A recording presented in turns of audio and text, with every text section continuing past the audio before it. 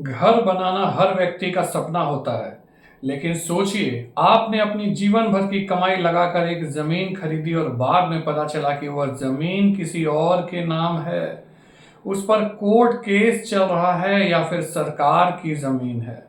आपके लाखों रुपए फंस सकते हैं। दोस्तों, भारत में हर साल हजारों लोग जमीन खरीदते समय छोटी छोटी गलतियों के कारण धोखाधड़ी का शिकार हो जाते हैं।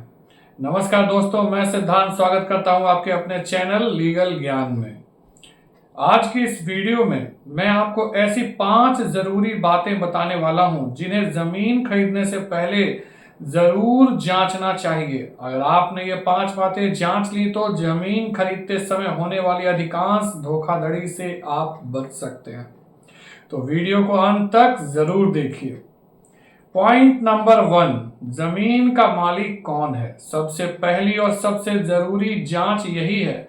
कई बार जमीन बेचने वाला व्यक्ति खुद मालिक ही नहीं होता। वह किसी रिश्तेदार, साझेदार या किसी अन्य व्यक्ति की जमीन बेचने की कोशिश कर रहा होता है। इसलिए सबसे पहले यह जांचें, खाता संख्या, प्लॉट संख्या, खेसरा संख्या, register to, jamabandi.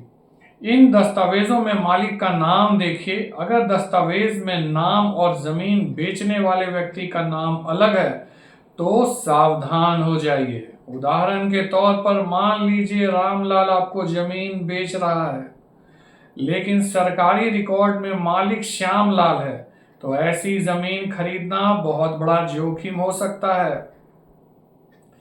Point number 2, जमीन पर कोई केस तो नहीं चल रहा। भारत में लाखों जमीन विवाद अदालतों में लंबित हैं। कई लोग कोर्ट केस वाली जमीन बेचने की कोशिश करते हैं। अगर आपने ऐसी जमीन खरीद ली तो वर्षों तक मुकदमे में फंस सकते हैं। फिर क्या जांचें?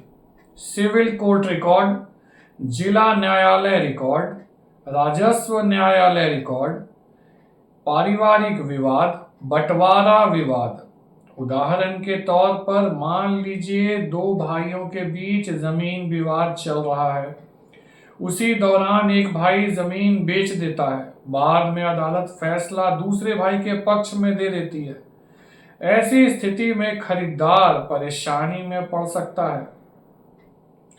बात करते हैं पॉइंट नंबर 3 की। जमीन कृषि है या आवासीय। बहुत लोग यह जांच ही नहीं करते और बाद में बड़ी समस्या में फंस जाते हैं। जमीन की प्रकृति जांचें। क्या जमीन कृषि भूमि है, आवासीय भूमि है, औद्योगिक भूमि है, वन भूमि है या फिर सरकारी भूमि है? यह क्यों जरूरी है? अगर कृषि भूमि पर नियमों के विरुद्ध मकान बना दिया जाए तो कानूनी समस्या हो सकती है।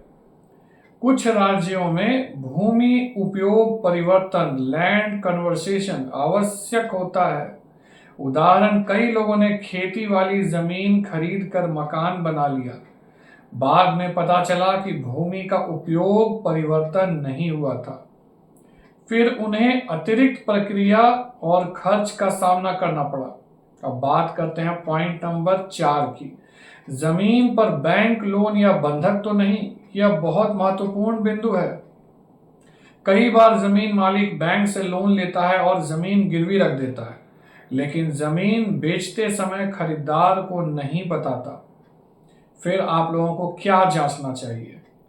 Bank NOC, encumbrance certificate, mortgage details, loan clearance. उदाहरण के तौर पर अगर जमीन बैंक के पास गिरवी है और आपने बिना जांच के खरीद ली तो भविष्य में विवाद हो सकता है। इसलिए बैंक संबंधी रिकॉर्ड जरूर जांचें। अब बात करते हैं पॉइंट नंबर 5 की।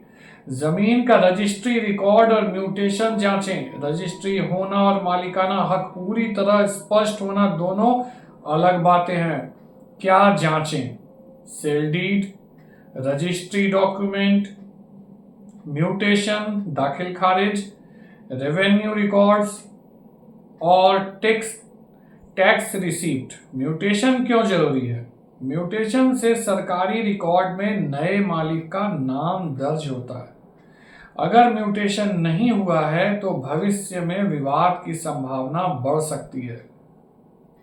यहाँ पे कुछ टिप्स हैं। कभी भी केवल फोटोकॉपी देखकर जमीन ना खरीदें, हमेशा मूल दस्तावेज देखें। सिर्फ ब्रोकर की बात पर भरोसा न करें, स्वयं सरकारी रिकॉर्ड जांचें। जमीन का भौतिक निरीक्षण जरूर करें, जाकर देखें जमीन वास्तव में मौजूद है या नहीं, कोई कब्जा तो नहीं, रास्ता उपलब्ध है या नहीं। पड़ोसियों से जानकारी लें। अक्सर पड़ोसी जमीन के विवादों के बारे में सबसे अच्छी जानकारी रखते हैं। अब यहाँ पे कानूनी सावधानी क्या बरतनी चाहिए जमीन खरीदने से पहले? सभी दस्तावेज पढ़ें, आवश्यक होने पर वकील से राय लें, सरकारी रिकॉर्ड सत्यापित करें, जल्दीबाजी में भुगतान न करें।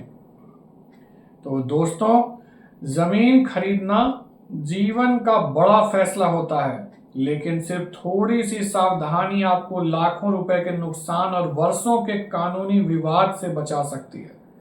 इसलिए हमेशा ये 5 बातें जरूर जांचें। असली मालिक कौन है? कोर्ट केस तो नहीं? जमीन की प्रकृति क्या है? बैंक लोन या बंधक तो नहीं? रजिस्ट्री और म्यूटेशन सही है या नहीं? अगर आपने ये 5 बातें जांच ली तो सुरक्षित जमीन खरीदने की संभावना काफी बढ़ जाती है। उम्मीद करता हूं ये एक छोटी सी जानकारी आप लोगों के बहुत काम आएगी, और अगर आप लोगों को किसी तरीके की परेशानी हुई हो जमीन खरीदने में तो कृपया कमेंट बॉक्स में कमेंट करके जरूर बताएं। मैं फिर मिलूंगा अपने अगले वीडियो में एक छोटी मगर बड़े काम की बात को लेकर। तब तक के लिए धन्यवाद।